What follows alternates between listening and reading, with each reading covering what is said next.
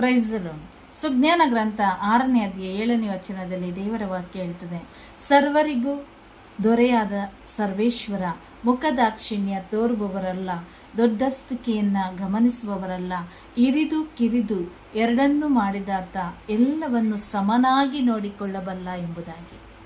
ಪ್ರಿಯರೇ, ದೇವರು ಇಡೀ ಮನುಕುಲಕ್ಕೆ ಒಬ್ಬರೇ ದೇವರು. ಅವರು ಪಾಪಿಗಳಿಗೂ ದೇವರು, ಪುಣ್ಯವಂತರಿಗೂ ದೇವರು. ಅವರು ಬಡವರಿಗೂ ದೇವರು, ಶ್ರೀಮಂತರಿಗೂ ದೇವರು.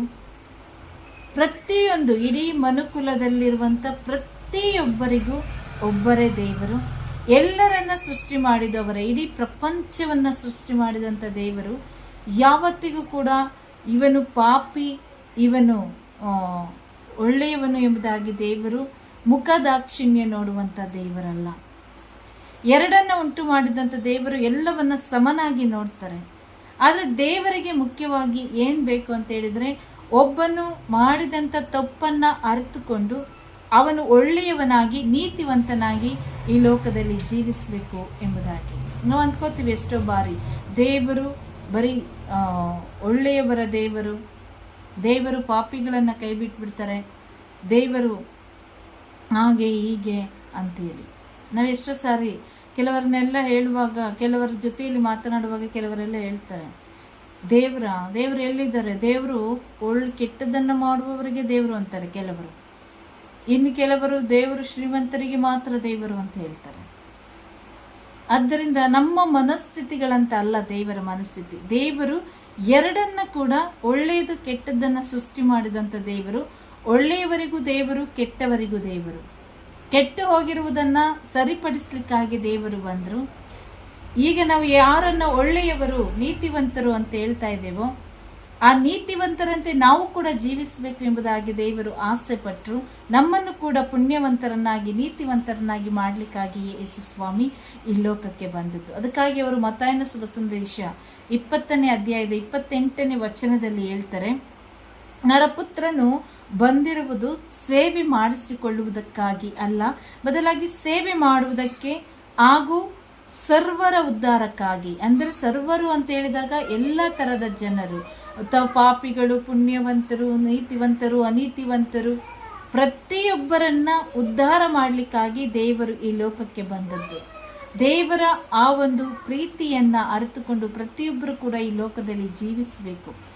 ನಾವು ದೇವರಿಗೆ ವಿರುದ್ಧವಾಗಿ ನಾವು ಮಾತನಾಡುವಾಗ, ದೇವರ ಆ ಒಂದು ಕಾರ್ಯಗಳಿಗೆ ವಿರುದ್ಧವಾಗಿ ನಾವು ಮಾತನಾಡಲಿಕ್ಕೆ ಅಲ್ಲ ದೇವರು ನಮ್ಮನ್ನು ಪ್ರೇರೇಪಿಸುವಂಥದ್ದು. ಬದಲಾಗಿ ಅಸತ್ಯ ದೇವರನ್ನು ಅರಿತುಕೊಂಡು ಆ ದೇವರೊಂದಿಗೆ ನಾವು ಜೀವಿಸಬೇಕು ಎಂಬುದಾಗಿ ದೇವರು ಆಸೆ ಪಡುವಂಥದ್ದು. ಆದ್ದರಿಂದ ನಾವು ನೋಡ್ತೇವೆ, ಎಲ್ಲರೂ ಕೂಡ ಒಂದು ಪ್ರಾರ್ಥನೆ ಸಮಯಕ್ಕೆ ಕರೆದಾಗ ಅವರೆಲ್ಲರೂ ಹೇಳ್ತಾರೆ, ದೇವರು ನಮಗೇನು ಮಾಡಿಲ್ಲ, ದೇವರು ನಮಗೇನು ಕೊಟ್ಟಿಲ್ಲ ಅಂತೇಳಿ. ದೇವರು ಏನು ಈ ಲೋಕಕ್ಕೆ ಸೀಮಿತವಾಗಿದ್ದು ಕೊಡದೇ ಇದ್ರೂ ಕೂಡ ನಮಗೆ ಜೀವ ಕೊಟ್ಟಿದ್ದಾರೆ, ಅದೇ ಒಂದು ದೊಡ್ಡದು. ಇವತ್ತು ಎಲ್ಲರಿಗಿಂತ ಆರೋಗ್ಯವಾಗಿದ್ದೀವಿ, ಇದಕ್ಕಿಂತ ನಮಗೆ ಬೇರೆ ಇನ್ನೇನು ಬೇಕು? ಕೆಲವರೆಲ್ಲ ನೋಡ್ರಿ, ಊಟ ಮಾಡದಂಥ ಅವಸ್ಥೆಗಳಲ್ಲಿರ್ತಾರೆ, ನಮಗೆ ಚೆನ್ನಾಗಿ ದೇವರು ಊಟ ಮಾಡಕ್ಕೆ ಕೊಟ್ಟಿದ್ದಾರೆ. ಕೆಲವರು ಹಸಿವೆಯಿಂದ ನರಳ್ತಾ ಇರ್ತಾರೆ, ಒಂದು ಹೊತ್ತಿನ ಊಟಕ್ಕಾಗಿ ಕಷ್ಟಪಡುವವರ ಮುಂದೆ ದೇವರು ನಮಗೆ ಊಟವನ್ನು ಕೊಟ್ಟಿದ್ದಾರೆ. ಇದಕ್ಕಿಂತ ಇನ್ನೇನು ಕೊಡಬೇಕು ದೇವರು? ಅಳಿದು ಹೋಗುವಂಥ, ಅದಕ್ಕಾಗಿ ಯೇಸು ಸ್ವಾಮಿ ಹೇಳ್ತಾರೆ, ಅಳಿದು ಹೋಗುವಂಥ ಆಸ್ತಿಗಾಗಿ ನೀವು ಜೀವಿಸಬೇಡ್ರಿ, ನಿತ್ಯ ಜೀವವನ್ನು ಕೊಡುವಂಥ ಜೀವವಾದಂಥ ವಾಕ್ಯದಲ್ಲಿ ವಿಶ್ವಾಸವಿಟ್ಟು ಜೀವಿಸ್ರಿ. ದೇವರು ಸರ್ವರಿಗೂ ಕೂಡ ದೇವರು ಒಳ್ಳೆಯವರನ್ನು ಪ್ರೀತಿಸಿದ ಹಾಗೆ ಕೆಟ್ಟವರನ್ನು ಪ್ರೀತಿಸ್ತಾರೆ, ಕೆಟ್ಟವರನ್ನು ಪ್ರೀತಿಸಿದ ಹಾಗೆ ಒಳ್ಳೆಯವರನ್ನು ಕೂಡ ಪ್ರೀತಿಸ್ತಾರೆ. ಅವರಿಗೆ ಎಲ್ಲರೂ ಒಂದೇ. ಆದರೆ ಅವರ ಆಸೆ ಏನು ಅಂತ ಹೇಳಿದರೆ, ಪ್ರತಿಯೊಬ್ಬರು ಮನ ಪರಿವರ್ತನೆಯನ್ನು ಪಡೆದುಕೊಂಡು ಪ್ರತಿಯೊಬ್ಬರು ಕೂಡ ಅವರ ಜೊತೆಯಲ್ಲಿ ಜೀವಿಸಬೇಕು. ಪ್ರಭು ಯೇಸು ಕ್ರಿಸ್ತರ ವಾಕ್ಯದಂತೆ, ಅವರು ಕೊಟ್ಟಂತ ಆಜ್ಞೆಗಳಂತೆ ಜೀವಿಸಬೇಕು. ಇದನ್ನೇ ಯೇಸು ಸ್ವಾಮಿ ಎಲ್ಲರಿಂದ ಬಯಸುವಂಥದ್ದು. ಶ್ರೀಮಂತರಿಂದನೂ ಕೂಡ ಅದನ್ನೇ ಬಯಸ್ತಾರೆ, ಬಡವರಿಂದ ಕೂಡ ಅದನ್ನೇ ಬಯಸ್ತಾರೆ. ಅದಕ್ಕಾಗಿ ದೇವರು ನಮ್ಮ ಎಲ್ಲರ ಉದ್ಧಾರಕ್ಕಾಗಿ, ಇಡೀ ಲೋಕದಲ್ಲಿ ಮನುಷ್ಯನಾಗಿರುವಂಥ ಪ್ರತಿಯೊಬ್ಬರ ಉದ್ಧಾರಕ್ಕಾಗಿ ಯೇಸು ಸ್ವಾಮಿ ಈ ಲೋಕಕ್ಕೆ ಆಗಮಿಸಿ ಬಂದರು. ಎಲ್ಲರಿಗೋಸ್ಕರ ಅವರು ಪ್ರಾಣವನ್ನು ಕೊಟ್ಟರು ಶಿಲುಬೆಯ ಮೇಲೆ. ಬರೀ ರಕ್ಷಣೆ ಹೊಂದುವವರಿಗಾಗಿ ಮಾತ್ರ ಅಲ್ಲ ಯೇಸು ಸ್ವಾಮಿ ಜೀವ ಕೊಟ್ಟಿದ್ದು, ಒಬ್ಬೊಬ್ಬರಿಗಾಗಿ, ಬಡವರು, ಶ್ರೀಮಂತರು, ಅಯೋಗ್ಯರು, ಅನೀತಿವಂತರು, ನೀತಿವಂತರು, ಪರಿಶುದ್ಧರು ಅಂತ ಏನೆಲ್ಲ ನಾವು ಮಾತನಾಡ್ತೀವಿ, ಭೇದಗಳನ್ನು ಮಾಡ್ತೀವೋ ಅಂತ ಒಬ್ಬೊಬ್ಬರಿಗಾಗಿ ಯೇಸು ಸ್ವಾಮಿ ಶಿಲ್ಬೆಯ ಮೇಲೆ ಪ್ರಾಣತ್ಯಾಗವನ್ನು ಮಾಡಿದರು. ಅದಕ್ಕಾಗಿ ಮತ್ತಾಯನ ಶುಭ ಸಂದೇಶ 22ನೇ ಅಧ್ಯಾಯ 29ನೇ ವಚನದಲ್ಲಿ ಯೇಸು ಸ್ವಾಮಿ ಹೇಳ್ತಾರೆ, ನಿಮ್ಮದು ಎಂಥ ತಪ್ಪು ಅಭಿಪ್ರಾಯ, ಪವಿತ್ರ ಗ್ರಂಥವನ್ನಾಗಲಿ ದೇವರ ಶಕ್ತಿಯನ್ನಾಗಲಿ ನೀವು ಅರ್ಥ ಮಾಡ್ಕೊಳ್ಳಲಿಲ್ಲ. ಪವಿತ್ರ ಗ್ರಂಥವನ್ನು ನೀವು ಅರ್ಥ ಮಾಡ್ಕೊಳ್ಳಲಿಲ್ಲ. ನಾನು ಶ್ರೀಮಂತರ ದೇವರು ಅಲ್ಲ, ಬಡವರ ದೇವರು ಅಲ್ಲ, ಬದಲಾಗಿ ನಾನು ಸರ್ವರಿಗೂ ದೇವರು. ಈ ಸತ್ಯವನ್ನು ನೀವು ಅರಿತುಕೊಂಡಿಲ್ಲ, ಈ ಒಂದು ವಾಕ್ಯದ ಗೂಢಾರ್ಥವನ್ನು ನೀವು ಅರ್ಥಕೊಂಡಿಲ್ಲ, ಪವಿತ್ರ ಗ್ರಂಥದ ಅರ್ಥ ನಿಮಗೆ ಆಗಲಿಲ್ಲ. ಆದ್ದರಿಂದ ನಿಮಗೆ ದೇವರ ಶಕ್ತಿ ಏನು ಅಂತೇಳಿ ಗೊತ್ತಾಗ್ತಾ ಇಲ್ಲ. ಕೆಲವೊಂದು ಪ್ರಾರ್ಥನೆಗಳು ಕೈಗೂಡದೆ ಇದ್ದಾಗ ನಾವು ಅಂದ್ಕೋತೀವಿ ದೇವರು ನಮ್ಮ ಪ್ರಾರ್ಥನೆಯನ್ನು ಕೇಳಲ್ಲ, ದೇವರು ಅವರ ಪ್ರಾರ್ಥನೆಯನ್ನೇ ಕೇಳೋದು. ಇಲ್ಲ, ದೇವರು ಸರ್ವರಿಗೂ ದೇವರು, ಅವರು ಏಕೈಕ ರಕ್ಷಕರು. ಪ್ರತಿಯೊಬ್ಬರಿಗಾಗಿ ಅವರು ಜೀವವನ್ನು ಕೊಟ್ಟಿದ್ದಾರೆ. ಪ್ರತಿಯೊಬ್ಬರ ಪ್ರಾರ್ಥನೆಯನ್ನು ಕೇಳುವಂಥ ಒಳ್ಳೆಯ ದೇವರಾಗಿದ್ದಾರೆ ಯೇಸು ಸ್ವಾಮಿ. ಅದಕ್ಕಾಗಿ ದೇವರ ವಾಕ್ಯದ ಆ ಒಂದು ಗೂಢಾರ್ಥಗಳನ್ನು ನಾವು ತಿಳಿದುಕೊಳ್ಬೇಕು. ಅದಕ್ಕಾಗಿ ನಾವು ನೋಡುವಾಗ ದೇವರ ವಾಕ್ಯ ಹೇಳ್ತದೆ, ಸರ್ವರಿಗೂ ದೊರೆಯಾದ, ಸರ್ವರಿಗೂ ಅಂದರೆ ಈ ಲೋಕದಲ್ಲಿ ಯಾರೇ ಇರಲಿ, ರಾಜ, ಮಹಾರಾಜ, ಅಧಿಕಾರಿಗಳು, ಅಧಿಪತಿಗಳು ಯಾರೇ ಇದ್ರೂ ಕೂಡ ಸರ್ವರನ್ನ ಉಂಟು ಮಾಡಿದಂಥ ದೇವರು, ದೊರೆಗಳಿಗೆ ದೊರೆ, ಅರಸರಿಗೆ ಅರಸ, ರಾಜ್ಯರಿಗೆ ರಾಜ್ಯ ನಮ್ಮ ದೇವರು. ಪ್ರತಿಯೊಬ್ಬರನ್ನ ಉಂಟು ಮಾಡಿದ್ದೆ ದೇವರು. ರಾಜ್ಯನಿಗೆ ಏನು ಗೌರವ ಸಿಗುತ್ತೋ ಅದೇ ಗೌರವವನ್ನು ಯೇಸು ಸ್ವಾಮಿ ನಮಗೂ ಕೂಡ ಕೊಡುವಂಥ ದೇವರಾಗಿದ್ದಾರೆ. ಪ್ರತಿಯೊಬ್ಬರನ್ನ ನೋಡ್ರಿ, ಲೋಕದಲ್ಲಿ ಇರುವಾಗ ಮಾತ್ರವೇ ನಾವು ದೊಡ್ಡವರು, ನಾವು ಚಿಕ್ಕವರು, ಅವರು ಐಶ್ವರ್ಯವಂತರು, ನಾವು ಬಡವರು, ಭಿನ್ನ ಭೇದಗಳಿರುವಂಥದ್ದು ಲೋಕದಲ್ಲಿ ಮಾತ್ರ. ಆದರೆ ಯೇಸುವಿನ ಮುಂದೆ ಬಂದಾಗ ಎಲ್ಲವೂ ಕೂಡ ಮಾರ್ಪಡುತ್ತೆ. ಯೇಸು ಸ್ವಾಮಿಯ ಮುಂದೆ ಎಲ್ಲರೂ ಕೂಡ ಒಂದೇ. ಉದಾಹರಣೆಗೆ ನಾವು ನೋಡೋದಾದ್ರೆ, ನಾವು ಈಗ ಒಂದು ಚರ್ಚಿಗೆ ಹೋದಾಗ ಚರ್ಚಿನಲ್ಲಿ ಈ ಭಿನ್ನ ಭೇದ ಇಲ್ಲ. ಮನೆಯಲ್ಲಿ, ಊರಿನಲ್ಲಿ ನಾವು ಭಿನ್ನ ಭೇದ ಮಾಡ್ಕೋಬಹುದು. ಆದರೆ ಒಂದು ಚರ್ಚಿಗೆ ಹೋದಾಗ ಚರ್ಚಿನಲ್ಲಿ ಭಿನ್ನ ಭೇದ ಇಲ್ಲ.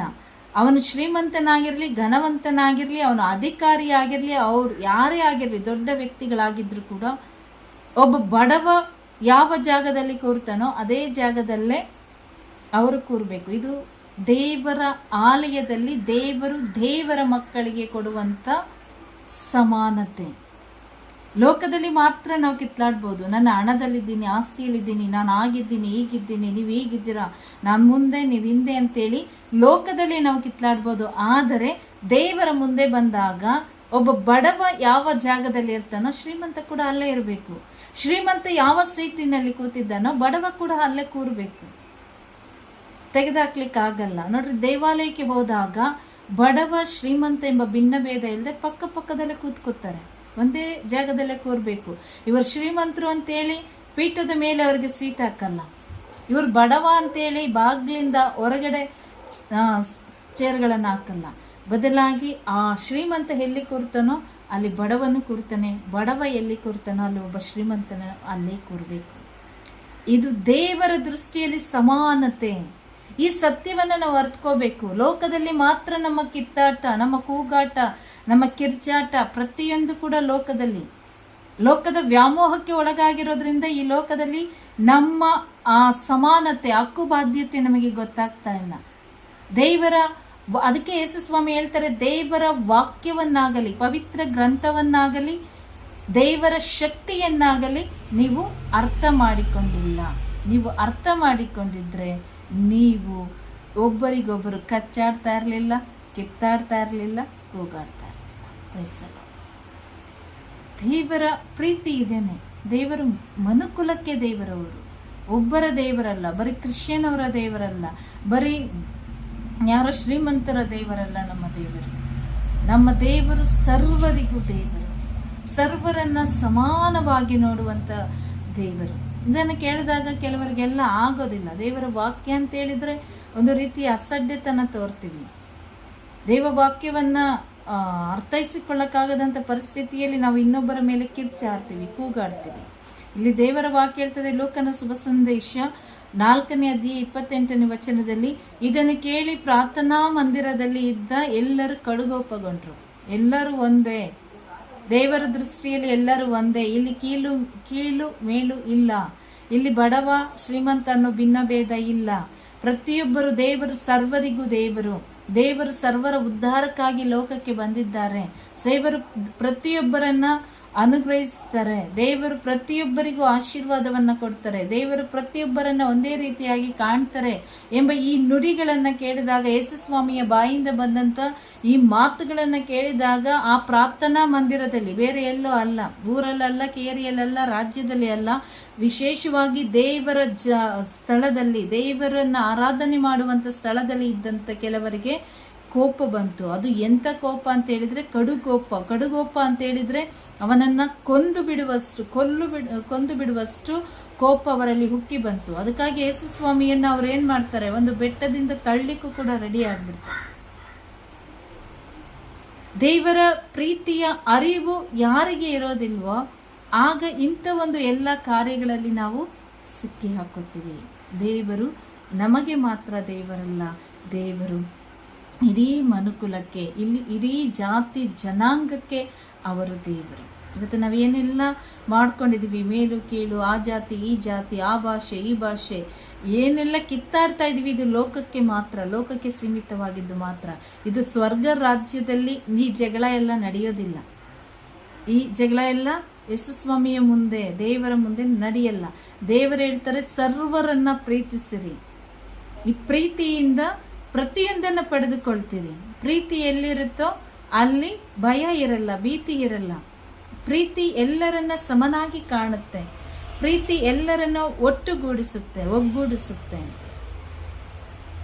ಆ ದೈವ ಪ್ರೀತಿಯ ಅನುಭವ ನಮ್ಮಲ್ಲಿ ಆದಾಗ, ಆ ದೈವ ಪ್ರೀತಿಯಲ್ಲಿ ನಾವು ತುಂಬಿಕೊಂಡಾಗ, ಅದರೊಂದಿಗೆ ನಾವು ಜೀವಿಸಲಿಕ್ಕೆ ಪ್ರಯತ್ನ ಪಡುವಾಗ, ದೇವರ ಪ್ರೀತಿಯನ್ನು ನಾವು ಅರ್ಥಕೊಳ್ಳುವಾಗ ನಮಗೆ ಸತ್ಯ ಗೊತ್ತಾಗ್ತದೆ. ದೇವರು ಬರೀ ಶ್ರೀಮಂತರ ದೇವರು ಅಲ್ಲ, ಬಡವರ ದೇವರು ಅಲ್ಲ, ನಿರ್ಗತಿಕರ ದೇವರು ಅಲ್ಲ, ಅನಾಥರ ದೇವರಲ್ಲ. ಬದಲಾಗಿ ದೇವರು ಸರ್ವರಿಗೂ ದೇವರು, ಎಲ್ಲ ಜಾತಿ ಜನಾಂಗಕ್ಕೂ ದೇವರು, ಎಲ್ಲ ಭಾಷೆ ಕುಲ ದೇಶಗಳಿಗೆ ಅವರು ದೇವರು, ಇಡೀ ಪ್ರಪಂಚವನ್ನ ಸೃಷ್ಟಿ ಮಾಡಿದಂಥ ದೇವರು. ಅದಕ್ಕಾಗಿ ರೋಮನರಿಗೆ ಬರೆದ ಪತ್ರ 2:11 ವಾಕ್ಯ ಹೇಳ್ತದೆ, ದೇವರು ಪಕ್ಷಪಾತಿ ಅಲ್ಲ. ದೇವರು ನಿಮ್ಮನ್ನ ನೋಡಿ ನೀವು ಅವರು ಇವರು ಅಂತೇಳಿ ಭಿನ್ನ ಭೇದ ಮಾಡುವಂತ ದೇವರಲ್ಲ. ಮನುಷ್ಯರು ಮಾತ್ರ ಪಕ್ಷಪಾತ ಮಾಡ್ತಾರೆ, ಮನುಷ್ಯರು ಮಾತ್ರ ಕೋಪಗೊಳ್ತಾರೆ, ಮನುಷ್ಯರು ಮಾತ್ರ ಒಬ್ಬರ ಮೇಲೆ ದ್ವೇಷ, ಅಸೂಯೆ ಇದನ್ನು ಇಟ್ಕೊಂಡು ಜೀವಿಸ್ತಾರೆ. ಆದರೆ ಯೇಸುಸ್ವಾಮಿ ಎಂದಿಗೂ ಕೂಡ ಆ ಪಕ್ಷಪಾತವನ್ನು ಮಾಡುವಂಥ ದೇವರೇ ಅಲ್ಲ. ನೀನು ಮೇಲೆ ನೀನು ಕೆಳಗೆ ಇಲ್ಲ, ನಾನು ಯಾರೇ ಆಗಿರಲಿ, ನಾನು ಏನೇ ಆಗಿರಲಿ, ನನಗೆ ದೇವರ ದೃಷ್ಟಿಯಲ್ಲಿ ಒಬ್ಬ ಘನವಂತನಿಗೆ ಏನು ಮರ್ಯಾದೆ ಇದೆಯೋ ಅದನ್ನೇ ದೇವರು ನಮಗೂ ಕೊಡುವಂಥದ್ದು. ಶ್ರೀಮಂತ ಯಾವ ಊಟವನ್ನು ತಿಂತಾನೋ ಅದೇ ಊಟವನ್ನೇ ನಮಗೆ ಕೂಡ ದೇವರ ಸನ್ನಿಧಿಯಲ್ಲಿ ಬಡಿಸುವಂಥದ್ದು. ದಿವ್ಯ ಪರಮ ಪ್ರಸಾದವನ್ನು ತೆಗೆದುಕೊಳ್ತೀವಿ. ನಾವು ರೊಟ್ಟಿ ಮುರಿಯುವ ಭೋಜನದಲ್ಲಿ ಒಂದಾದಾಗ ಯೇಸುವಿನ ಶರೀರವನ್ನು ಭುಜಿಸ್ತೀವಿ. ಆ ಶರೀರದಲ್ಲೂ ಕೂಡ ಭಿನ್ನ ಭೇದ ಇಲ್ಲ, ಇದು ಶ್ರೀಮಂತರಿಗೆ, ಇದು ಬಡವರಿಗೆ ಅಂತೇಳಿ. ಪ್ರತಿಯೊಬ್ಬರಿಗೂ ಒಂದೇ ಆಹಾರ, ಒಂದೇ ರೊಟ್ಟಿ, ಒಂದೇ ದೇಹ, ಒಂದೇ ಶಕ್ತಿ, ಒಂದೇ ದೇವರು. ಅದರಿಂದ ನಮ್ಮಲ್ಲೇ ಭಿನ್ನ ಭೇದಗಳನ್ನು ಇಟ್ಕೊಂಡು ನಾವು ಜೀವಿಸಿದ್ರೆ ಪ್ರಯೋಜನ ಇಲ್ಲ. ನಾವು ಈ ಲೋಕದಲ್ಲಿ ಏನನ್ನ ಬಿತ್ತನೆ ಮಾಡ್ತೀವೋ ಅದು ಪರಲೋಕದಲ್ಲೂ ಕೂಡ ಬಿತ್ತನೆ ಆಗ್ತದೆ. ನಾವು ಇಲ್ಲಿ ಏನನ್ನ ಬಿಚ್ಚಲ್ಪಡ್ತೇವೋ ಅದು ಪರಲೋಕದಲ್ಲಿಯೂ ಕೂಡ ಬಿಚ್ಚಲ್ಪಡ್ತದೆ. ಇಲ್ಲಿ ನಾವು ಏನನ್ನ ದ್ವೇಷ ಮಾಡ್ತೇವೋ ಅದು ಪರಲೋಕದಲ್ಲೂ ಕೂಡ ದ್ವೇಷವಾಗಿ ಮಾರ್ಪಡುತ್ತೆ. ಅದಕ್ಕಾಗಿ ದೇವರ ವಾಕ್ಯವನ್ನ ನಾವು ಗ್ರಹಿಸಿಕೊಳ್ಳುವಾಗ, ದೇವರ ಆ ವಾಕ್ಯವನ್ನ ಅರ್ಥ ಮಾಡಿಕೊಂಡು ದೇವರ ಶಕ್ತಿಯನ್ನು ಅರಿತುಕೊಂಡು ನಾವು ಜೀವಿಸಬೇಕು. ಈ ಲೋಕದಲ್ಲಿ ನಾವು ಸ್ವಲ್ಪ ದಿನಗಳು ಬದುಕಿರುವಂಥದ್ದು, ಎಷ್ಟು ವರ್ಷ ನಾವು ಬದುಕಿರ್ತೇವೆ ಅಂತೇಳಿ ನಮಗೆ ಗ್ಯಾರಂಟಿ ಇಲ್ಲ, ಗೊತ್ತಿಲ್ಲ. ಆದರೆ ನಮ್ಮ ಜೀವನ ಅವಧಿಯನ್ನ ಇಟ್ಟಿರುವಂಥದ್ದು ದೇವರು, ಅವರಿಗೆ ಮಾತ್ರವೇ ಗೊತ್ತು ನಾನು ಯಾವಾಗ ಈ ಲೋಕವನ್ನು ಬಿಟ್ಟು ಹೋಗ್ಬೇಕು ಅಂತೇಳಿ. ಆ ಲೋಕವನ್ನು ಬಿಟ್ಟು ಹೋಗೋದ್ರೊಳಗಡೆ ಸರ್ವರಿಗೂ ದೇವರಾಗಿರುವಂತಹ ದೇವರು ನಮಗೆ ಏನನ್ನ ಕಲಿಸಿಕೊಟ್ರೋ, ಏನನ್ನ ತಿಳಿಸಿಕೊಟ್ರೋ ಅದರಂತೆ ನಾವು ಜೀವಿಸಬೇಕು. ಆ ಜೀವಿಸುವಾಗ ಮಾತ್ರವೇ ನಾವು ನಿತ್ಯ ಜೀವದ ಮಾರ್ಗವನ್ನು ಕಂಡುಕೊಳ್ಳಲಿಕ್ಕೆ ನಾವು ಸಿದ್ಧರಾಗ್ತೀವಿ. ಅದರಿಂದ ದೇವರ ಮುಂದೆ ಭಿನ್ನ ಭೇದ ಇಲ್ಲ. ಎಲ್ಲ ಫರಿಸಾಯರು, ಸದ್ದುಕಾಯರು, ಸುಂಕ ವಸೂಲಿಯವರೆಲ್ಲರೂ ಕೂಡ ಆ ಸುಂಕ ವಸೂಲಿಯವರನ್ನ ನೋಡಿ ಇವರೆಲ್ಲ ಕೂಡ ಭಿನ್ನ ಭೇದ ಮಾಡ್ತಾ ಇದ್ರು. ಅವರು ಕೀಳಾದವರು, ಇವರು ಮೇಲಾದವರು ಅಂತೇಳಿ. ಆದರೆ ಯೇಸು ಸ್ವಾಮಿ ಹೇಳ್ತಾರೆ, ದೇವಕುಮಾರನು, ಮನುಷ್ಯ ಕುಮಾರನು ಬಂದಿರುವುದು ಸಕಲ ಜನರಿಗಾಗಿ, ಪ್ರತಿಯೊಬ್ಬರಿಗಾಗಿ ಯೇಸು ಸ್ವಾಮಿ ಬಂದಿರುವಂಥದ್ದು. ಪ್ರತಿಯೊಬ್ಬರು ಕೂಡ ಸತ್ಯವನ್ನು ಅರಿತುಕೊಂಡು ಜೀವಿಸಬೇಕು.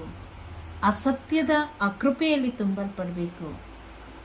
ದೇವರು ಹೇಳಿದಂತೆ ನಾವು ಜೀವಿಸಬೇಕು ಎಂಬುದಾಗಿ ನಮಗೆ ಅರಿವು ಮೂಡಿಸಲಿಕ್ಕಾಗಿ ನಾವು ಈ ಲೋಕಕ್ಕೆ ಬಂದಂಥ ಉದ್ದೇಶ ಏನು, ನಿಜವಾದ ದೇವರೇನು, ಆ ದೇವರನ್ನು ಅರಿತುಕೊಂಡು ನಾವು ಜೀವಿಸಬೇಕು. ಪರರೊಂದಿಗೆ ನಾವು ಪ್ರೀತಿಯಿಂದ, ಸ್ನೇಹದಿಂದ ವರ್ತಿಸಬೇಕು ಎಂಬುದಾಗಿ ಪ್ರಭು ಯೇಸು ಕ್ರಿಸ್ತರು ನಮಗೆ ಈ ವಾಕ್ಯದ ಮುಖಾಂತರ ತಿಳಿಸಿಕೊಡ್ತಾರೆ.